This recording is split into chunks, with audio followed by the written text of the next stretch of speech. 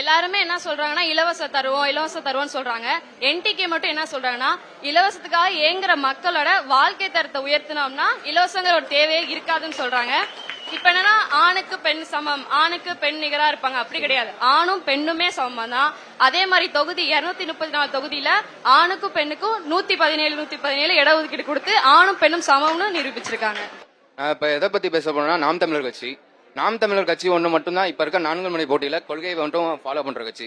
தாவேகா பொறுத்த வரைக்கும் பாத்தீங்கன்னா தாவேகா கொள்கை இருக்குங்கிறாங்க. அவங்களுக்கு கொள்கையே கிடையாது. அங்க வர கூட்டம் எல்லாமே ரசிகர் கூட்டம். அங்க இப்போ ஒரு கட்சின்னு எடுத்துக்கிட்டா அதுல கூட்டம் எப்படி சேரணும்னா கொள்கையின் அடிப்படையில கோட்பாட்டின் அடிப்படையில சேரணும். அங்க எல்லாமே வர்றது ரசிகர் கூட்டம். தனி மனித ஈர்ப்பின் மூலயமா அந்த கட்சிக்கு கூட்டம் சேருதே தவிர மற்றபடி எதுவுமே இல்ல. நான் இப்போ ஒரு எக்ஸாம்பிள் சொல்றேன். விஜய் இப்ப கட்சி ஆரம்பிச்சதால அதே கொள்கையோட அதே சாமானியன் ஒருத்தர் அந்த கட்சி ஆரம்பிச்சாருன்னா இந்த அளவுக்கு கூட்டம் போகுமாங்கிறது கேள்விக்குறிதான். ஏன்னா அந்த அளவுக்கு கூட்டம் வராது. ஏன்னா அது ரசிகர் மனப்பான்மையில எல்லாம் வர கூட்டம். ஒரு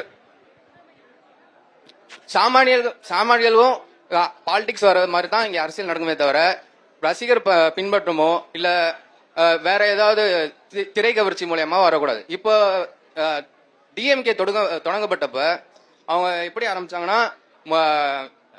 காங்கிரஸ் எதிர்த்து ஆரம்பிச்சாங்க. ஆனா இவங்க இப்ப எப்படி இருக்காங்கன்னா காங்கிரஸோட கூட்டணியில இருக்காங்க.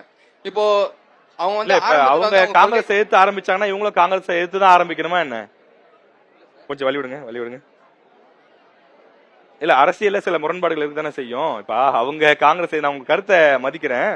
அவங்க காங்கிரஸ் எதிர்த்தாங்கன்னா இப்ப இவங்களும் காங்கிரஸ் எதிர்த்தே தான் ஆரம்பிக்கணுமா? அப்படிதான் இருக்கா? இப்போ டிஎம்கே இப்ப எப்படி பாலிடிக்ஸ் பண்ணணும்னா இப்ப கொள்கை வாய்ந்த கட்சினா ஒழுக்கம் இருக்கணும். இப்ப நடந்த திருச்சி மாநாட்டிலே பாத்தீங்கன்னா ஒழுக்கம்ங்கிறது சுத்தமா கிடையாது. டிவிகேனாலும் சரி டிஎம்கேனாலும் சரி எல்லாமே சரி இலவசத்துக்கும் காசுக்காகவும் மட்டுமே கூட்டம் கொடுதே தவிர மற்றபடி எதுவுமே கொடு. ஆனா இப்ப நாம் தமிழர் கட்சி பஞ்சபூர் அங்க மாநாடு நடத்தினப்ப ஒருத்தர் கூட இலவசம் காசு வாங்காம அந்த மாநாடுக்கு போயிருக்காங்க. எந்த ட்ரிங்க்ஸும் தராம பிரியாணி தராம காசு தராம அந்த மாநாடுக்கு போயிருக்காங்கன்னா அது கொள்கையின் அடிப்படையில தான் போயிருக்காங்க. இப்ப நான் எந்த கட்சியை பத்தி பேச வந்திருக்கேன் அப்படின்னா நாம் தமிழர் கட்சியை பத்தி பேச வந்திருக்கேன். இப்போ எல்லா கட்சியும் கூட்டணியில இருக்காங்க. ஆனா நாம் தமிழர் கட்சி தான் ஆரம்பிச்சதுல இருந்து இப்ப வரையும் எந்த கூட்டணியிலையும் இல்லாம இருக்காங்க. இப்போ எல்லாரும் நான் சொல்றேன்னு தப்பா நினைச்சுக்காதீங்க. எல்லாரும் காசு வாங்கிட்டு தான் ஓட்ட குடுக்கறாங்க. மக்கள் இது மக்களோட தப்பு. ஆனா நாம் தமிழர் கட்சியில யாரும் காசு கொடுக்க மாட்டாங்க. யாரும் அந்த கூட்டத்துக்கு வர்ற ஒரு மக்களும் காசு வாங்காம நிப்பாங்க. எவ்வளவு பேரா இருந்தாலும் காசு வாங்காம நிப்பாங்க. இப்ப திருச்சியில மாநாடு நடத்தினாங்க.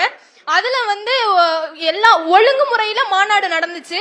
ஒரு உறுப்பினரும் இப்போ நாற்காலிலாம் அப்படியே போட்டு போயிருவாங்க. மக்கள் வர்றாங்க, இது பண்றாங்க, போட்டு போயிருவாங்க. ஆனா நாம் தமிழர் கட்சியில மட்டும் எல்லாம் அவங்களே எல்லாத்தையும் எடுத்து அடுக்கி வச்சுட்டு அவங்களே போயிருக்காங்க. நல்லா கொஞ்சம் வீரமா பேசுறீங்களே. மகளிர் அணியில எதுவும் இருக்கீங்களா? இல்ல